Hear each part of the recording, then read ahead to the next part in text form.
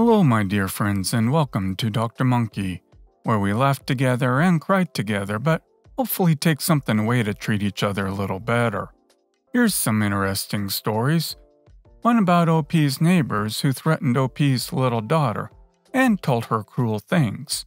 Please subscribe if you haven't, and I hope you'll enjoy it. Story 1. So July 3rd is our daughter's birthday, and she asked for fireworks. We obliged and got 2 reasonably sized packs from Phantom. She was having a blast and jumping up and down, and a bunch of other children came up and congregated. In our neighborhood, the weekend is full of people doing this. And while she was too young to set them off, she ran the show and selected the next ones to go. Someone from the neighborhood came up initially complimenting her and us on our fireworks. To give perspective, there were at least 3 or 4 houses on every street doing this, one right next to his, and we were quite removed in the park. We've had people randomly approach us confrontationally in the past, as the only lesbian trans couple in the area, etc. So we're both wary but let things play out. The exchange went as such. Man, I have $2 at home, and I'm wondering if we can speed things up here. They've got to go to sleep. I'm not trying to be any trouble, but how much longer will you be? Me. Definitely not all night, don't worry. Probably be finished by 9:45-10 at the latest. Shows how much we have left. Him.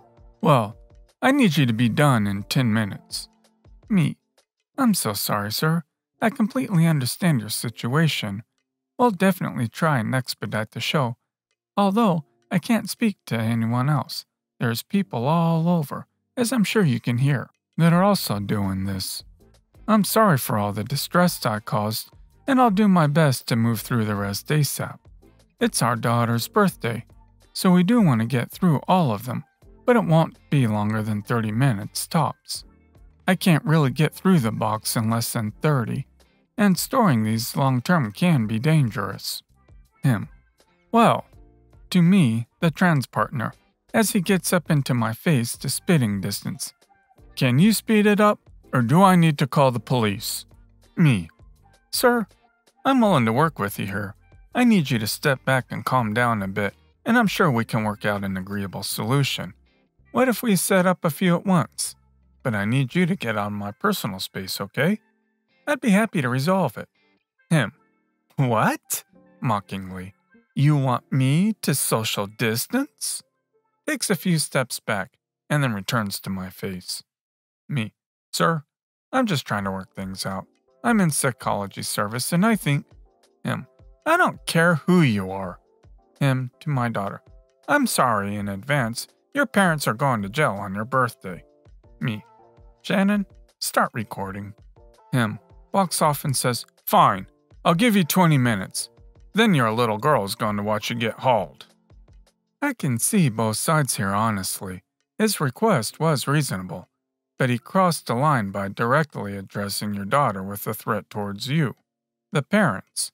That's needlessly aggressive and honestly unacceptable. If anyone said that to his daughters, I doubt he'd be cool with it. Story 2. This is a situation my father had in 2013. He was a taxi driver for years, and after this happened, he immediately quit and became a truck driver. It was Saturday night. It was well past midnight, so already Sunday, around 3 a.m. My dad had just driven one person home when the dispatcher called him. 3:03 a.m. My dad receives the destination and fare. Disco club, redacted. 2 women, one of them Aina. 3:08 a.m. My dad's at the entrance to redacted. 3:12 a.m. 2 girls enter my dad's car, one of them Aina, around 25 years old, both drunk as heck. Aina gives 2 addresses to my dad, first her apartment building, then her friend's house. 3:20 a.m. The car is at the first address. The other girl says she has money to pay the full fare, so Aina leaves the car. She's very drunk and insecure on her feet. There's no light at the entrance to Aina's apartment building. My dad uses the headlamps of his car to shed light on the entrance to Aina's building, so that she can find the keys, open the door, and so on. This is common practice among taxi drivers. Always make sure the woman arrives at the destination safe and sound. 3:25 a.m., the car leaves the first address and heads for the second. 3:32 a.m., the car arrives at the second address. In the meantime, the second girl has passed out. If it wasn't for this first stop, the total time to drive from Redacted to the second address would be less than 10 minutes, by the way, and it's relevant for the later events. 3:33 a.m. My dad leaves his car, locks all the doors, and enters the courtyard. This is just a standard procedure. If your fare is unconscious, and even more so if the fare is a woman, do not touch her. If you are at her destination, call someone from there to pick her up and pay for the fare. If there is no one at the destination to help you with her, call the ambulance or police. So my dad knew that it was Saturday night, and they were at a disco and had a lot of drinks. He had no reason to call the emergency. At least, not before he tries to get help from a family member. 3:34 a.m. He rings the door. 3:34 a.m. He rings at the house doors. 3:36 a.m. The girl's father opens the door. Cast. EP. Entitled parent. MD. My dad. EP. Who are you, and what the heck are you doing here at this hour? MD. I'm sorry to wake you up, sir, but I'm a taxi driver and I've just driven your daughter home. EP. My daughter? Where is she? MD. She's in the car, passed out. Please bring her in and put her to sleep. She'll be sober in a few hours. EP. But she's more than an hour late. She should have been here around 2. MD. Sir, I received the call from the disco club at around 3 a.m., dropped her friend off along the way, and here I am now, with your daughter passed out in my car. Please come to the car and take her in and put her to bed. EP. What did you do to her? Still standing in the doorstop, and accusing. MD. Nothing. I drove her home to you. I'm a taxi driver. That's what I do. EP. But my daughter doesn't drink much. She would never allow herself to be so drunk as to pass out in a stranger's car. MD. Sir, she and her friend were already drunk when they entered my car at Redacted. And I'm not a stranger. I'm a taxi driver. EP.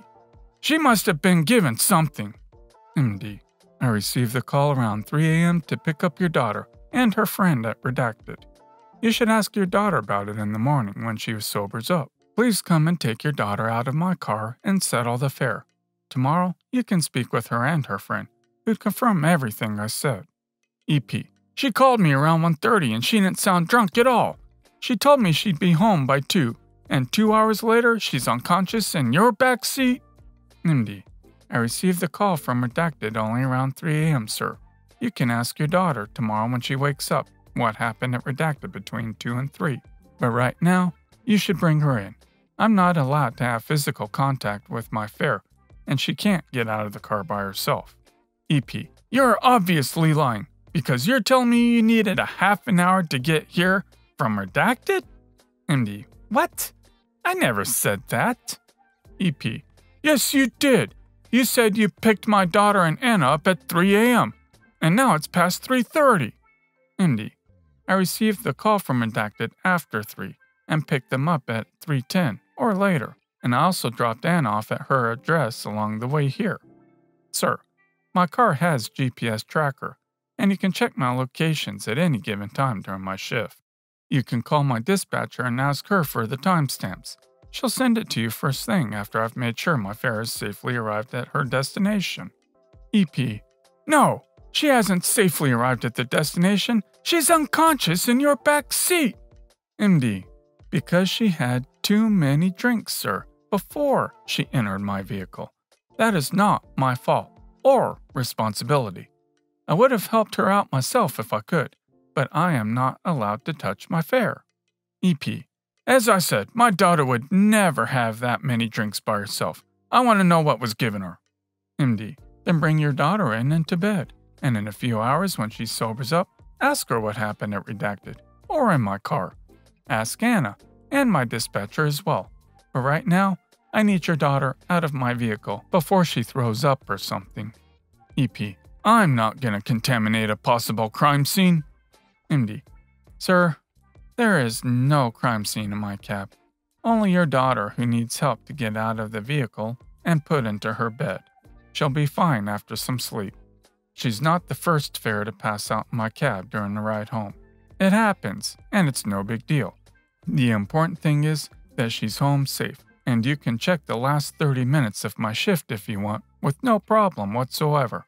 Now please, help your daughter out of my car. EP. I'm calling the police, so you know. MD. Please do. 10 minutes later, there are 2 policemen at the door. In the meantime, the lovely daughter in the back seat made a huge mess all over the place. She emptied her bladder in the seat and threw up on the floor and the back seat and all over herself. The policeman called my dad's dispatcher, and in less than 1 minute established my dad was totally innocent. And he did the right thing by asking the fare's father to help him with the passed-out woman. They told the father to bring the daughter in, and then told him to leave my dad alone. The man was furious, but had to do what they told him. However, the story didn't end there. 2 days later, my dad's boss received a call from the EP. The boss already knew what happened that night. EP. I demand the fare I had to pay refunded as I'm going to press charges against your driver. Boss. On what account, sir? EP. For molesting my daughter. I've already spoken to my lawyer. Boss. Feel free to do that, sir. I hope your lawyer informs you of the fact that we have timestamps for the vehicle in question, and the entire case can backfire on you hard. EP. My daughter doesn't even remember that they called a taxi, and that she ever entered your car. Boss. Your daughter's loss of memory is irrelevant, sir, as the video surveillance at the entrance to Redacted confirmed that your daughter willingly entered the vehicle with her friend at 3:12 a.m. on Sunday. And I'm sure you already know that your daughter's friend herself called our dispatcher from her mobile phone. EP. My lawyer told me that your drivers are responsible for their fares and for their well-being while they're in your cars. Boss. Exactly. And the only thing my driver did wrong was ringing at your door, instead of calling the police immediately.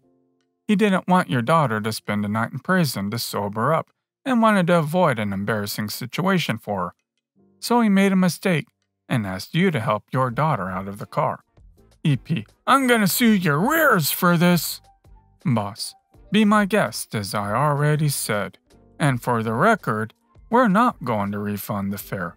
In fact, we'll send you a fat invoice for the car cleaning services and the 24-hour loss of service for our vehicle and the fares we lost.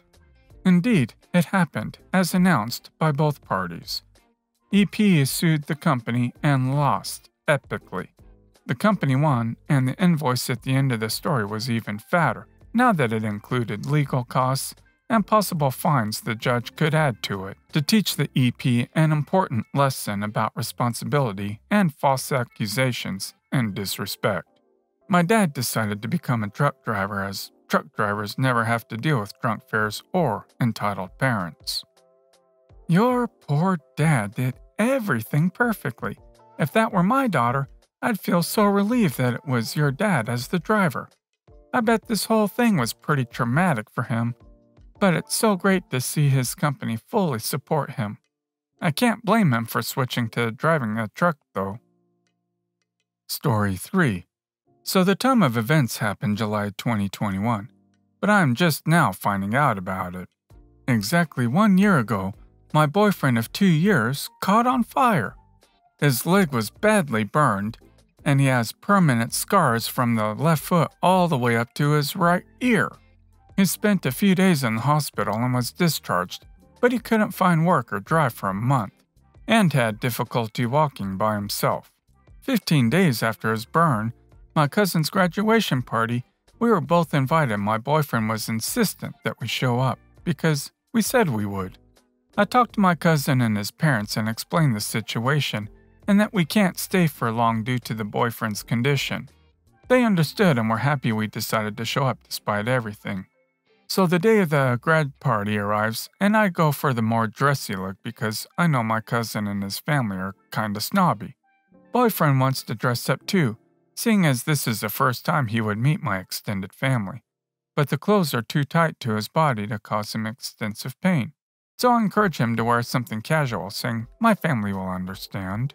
I drive and we show up. Straight up, boyfriend doesn't look the best. He's in baggy casual clothing that shows his bandages. His normally long blonde hair singed and matted because he hadn't washed it in a week. Water and burns don't mix. Boyfriend limps around with me at his side, meeting everyone and making small talk.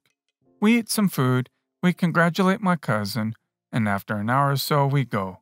After such a short encounter, I didn't expect my family to immediately like him. I asked around and everyone said they don't know him well enough to form an opinion about him, which is fair. However, I recently learned through my mom that this was not the case. Most of my extended family hate my boyfriend. And for the stupidest reasons. They don't like that he has long hair, or that he works a blue-collar job, and even that he didn't show up in fancy clothes. They are disappointed that I chose to date trash like him. Their words, not mine. Some of my aunts even started planning a trip to take me to Italy so I can meet foreign boys in hopes of me cheating on my boyfriend. I would have understood if they didn't like him because he seemed like an idiot or any good reason. But knowing what I know now makes me rethink everything I know about them and see how entitled they've been. Edit. My boyfriend is a keeper, and I don't plan on letting him go anytime soon. He's proven to me time and time again that he truly loves and cares about me, and I'm trying to prove the same every day. Also, after this, I fully plan on no low contact with my extended family. I hadn't internalized how snobbish they could really be, but I see it now, and I don't want that in our life together. I won't let them do what they did to my mom to him, and maybe, in the future, I'll treat him to a honeymoon in Italy to spite them. Money has nothing to do with this. Your boyfriend showed up after a terrible episode to support you. Your family thought he ruined the party? A real supportive family would have made sure he was comfortable as possible. Stand your ground, girl. You seem like a wonderful person. Well, guys, that's all for today. If you liked this video, please consider subscribing. And if you missed the last episode on the channel, I'm gonna link it right here. The story's about a terrible OP's aunt who demanded OP give her the most valuable grandma's thing right after grandma passed away. Check this out if you haven't, and I'll see you next time on Dr. Monkey.